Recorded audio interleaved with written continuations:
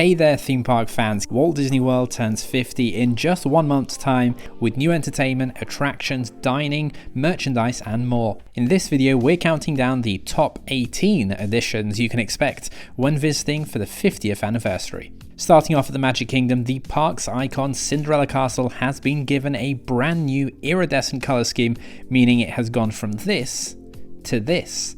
As well as a new colour, you can see other decorations on the turrets and of course the big new 50th anniversary medallion right in the middle too. The 50th anniversary event will span for 18 months, so you can expect to see this new colour scheme for the rest of 2021, all of 2022 and at least until March 2023. Next up is Magic Kingdom's new nighttime spectacular called Disney's Enchantment. Yes, that means the fan favourite Happily Ever After will be having its last performance at the end of September. Disney Enchantment will expand the projections from Cinderella Castle all the way down Main Street, just like the shows at Disneyland in California and Hong Kong Disneyland. Disney says the show will feature captivating Disney music, enhanced lighting and stunning fireworks. But from Disney's wording, it doesn't seem like Happily Ever After will be coming back after the 50th anniversary. Disney said the current show will, quote, sparkle into Disney history. Also at Magic Kingdom and actually across all 4 theme parks is the new nighttime lighting. So this is admittedly a minor addition. It's a mix of new lights and projections on the park icons. So we can expect at Cinderella Castle to see it sparkling with pixie dust. Epcot's Spaceship Earth will glow with stardust, the iconic Hollywood Tower Hotel at Disney's Hollywood Studios will glitter to represent the golden age of imagination and adventure, and the Tree of Life at Animal Kingdom will glow with fireflies. A new parade, or cavalcade as Disney's calling them at the moment, will also be returning to Magic Kingdom for October 1st. This will be performed several times each day, and Mickey's Celebration Cavalcade will feature Mickey and all his pals in their brand new iridescent outfits. Jungle Cruise is also getting some changes. These have been slowly phased in over the past few weeks and months, and these should be fully finished in time for October. Jungle Cruise will feel familiar for anyone who's ridden it before, and to be honest, I don't think casual guests are probably even going to notice these small scene changes. But we know what's coming as the additions have already been made public at Disneyland's attraction, and some of the scene changes have already changed at Walt Disney World too. You can expect new jokes, a new monkey scene, a sunken boat scene, a revised scene where the adventurers are trying to escape a rhino, and the final Trader Sam scene has a new gift shop instead of Trader Sam himself. Another addition that you'll see across all the theme parks is the new Disney Fab 50 character collection. This will be 50 new gold-plated statues of characters and will be dotted around all the parks, including all the classic characters like Mickey and Minnie of course, as well as the modern additions to the Disney family like BB-8. And before we leave the Magic Kingdom, as an honourable mention, if you've not visited in the last year, you're going to see some other changes at the park. These aren't specific to the 50th, but they are worth mentioning. We have the Hall of Presidents, which reopened this month, with a new animatronic for Joe Biden and a revised show. Mickey's PhilharMagic also got a new Coco scene recently, plus of course the Halloween and Christmas After Hour events are back, but they're very different from before, and if we are very lucky, perhaps towards the end of next year, Tron Light Cycle Power Run might be opening, as I say, towards the second half of the 50th anniversary. It was meant to be open by the start of the 50th, but of course there were some delays. Moving over to Epcot, it feels like this park's actually getting more than Magic Kingdom, despite the fact it's not the one that's turning 50. Just like Magic Kingdom, Epcot is getting its own brand new nighttime spectacular. This one we actually have details on, unlike Disney Enchantment. Harmonious is going to be one of the largest nighttime spectaculars ever created for a Disney park. There are giant floating screens, there are moving fountains, pyrotechnics and lasers as guests enter amazing worlds inspired by Moana, Aladdin, Coco, Brave, The Lion King, Mulan, The Princess and the Frog and many other classic tales. It's a really big push from Disney to add characters into Epcot. It's going to be a controversial one. Hopefully this is as incredible as it looks. Disney has released a few clips over the past few months. I'm really excited to see what happens. I think it looks fantastic. So let's see what happens when this show debuts in just over a month's time. Also at Epcot, it's not unusual for a new attraction to be added for one of these big anniversaries like the 50th, and we have one new attraction coming at Epcot, and that is Remy's Ratatouille Adventure at the France Pavilion. Cast member previews for this ride have already started, so we know that the ride itself is 100% a clone of the version that is in Walt Disney Studios Park at Disneyland Paris. So that means even the mix of the French and the English dialogue stays exactly as it is in Paris. And apart from a few changes in the queue line, this is an exact clone.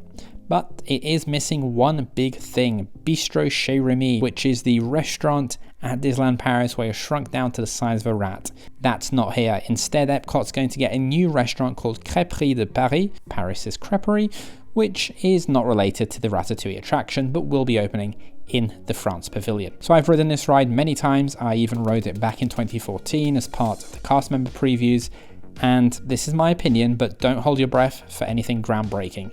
It's fine, kids will like it, but it doesn't have the charm of a traditional dark ride. It is 100% screens. We don't have any animatronics, we have a few set pieces around the screens, but that's kind of it. It's a trackless ride, but it doesn't break any new ground technologically either. So I do think kids will like it. It will give the park a much needed new attraction, and that will of course help with the crowds, which should make everyone happy. Also at Epcot, a new restaurant will be opening in Future World right next to Mission Space called Space 220. Here you'll board a special space elevator that will take you up to the stars, and along the way you'll have viewports giving you an aerial view of Epcot as you travel high above the planet.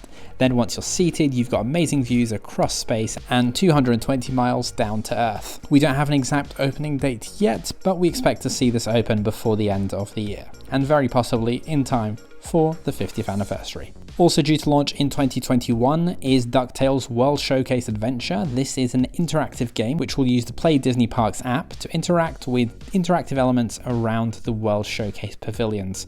It's a more modern version of Agent P and the Kim Possible World Showcase Adventures which we had in previous years.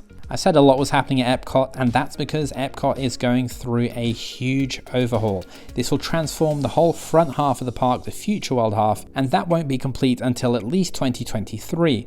But the first bits will be unveiled in the next few weeks, so this includes the new Creations merchandise store. This replaces the old Mouse Gear location, and more importantly, I think, the fan favorite Club Cool shop/attraction is almost ready. This is of course where you can sample Coca-Cola products from around the world, and it is back. And finally, some possibilities for the second half of the anniversary in 2022. These projects have all been announced, but we don't have an exact opening date for them at the moment. So there's the incredible looking Guardians of the Galaxy Cosmic Rewind roller coaster. We've heard all kinds of dates for this from 2022 to 2023, so we'll see for that. More likely is the Play Pavilion, which will be interactive screen-based games, and even possibly the new interactive water play area called Moana's Journey of Water. Moving over to Disney's Hollywood Studios, this is the park that has the least going on for the 50th. By that I mean absolutely nothing, unless you count the projections on the Tower of Terror as a worthy addition.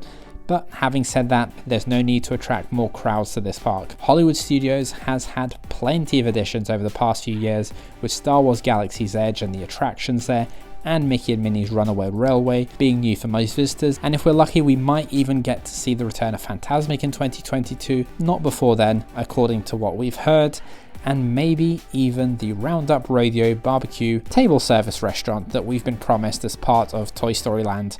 But these are both maybes, they're not official announcements for the 50th, so don't expect too much from this park. At Animal Kingdom, there will be a new show called Disney Kite Tales. This will debut on October 1st, and Disney says guests will be, quote, awed by elaborate three-dimensional kites of Simba, Zazu, King Louie, Baloo, and more as they take flight above the Discovery River Amphitheater.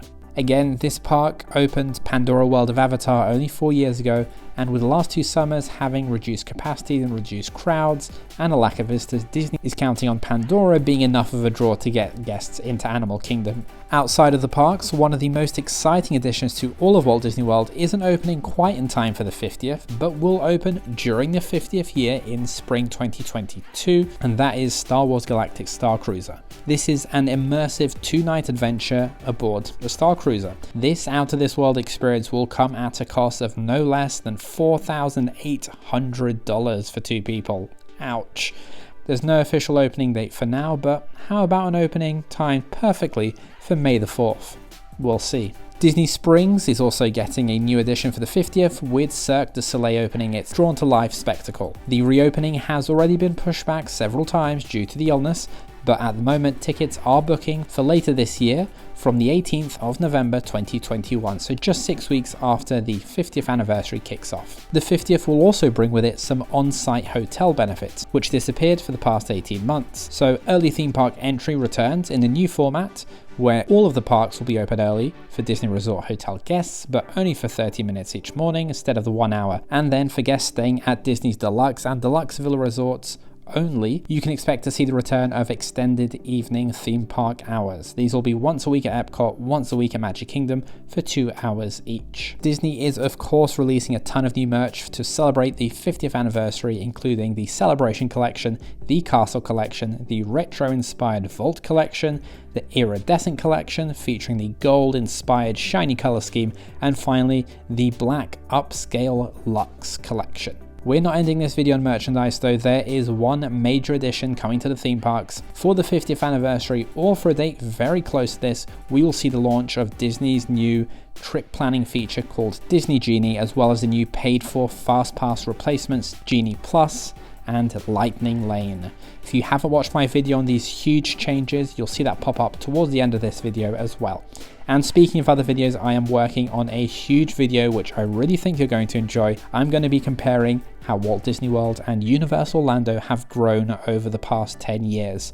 I'll look at every single new ride, all the hotels, the shows, the lands that they've opened, and it really is super interesting to see how much of a different pace these two competitors have grown at. And maybe it will help you decide who's had the most successful decade in theme parks, Disney or Universal. So if you want to see that mammoth video, which is going to be at least half an hour long, hit the subscribe button to get that in your feed as soon as it's released.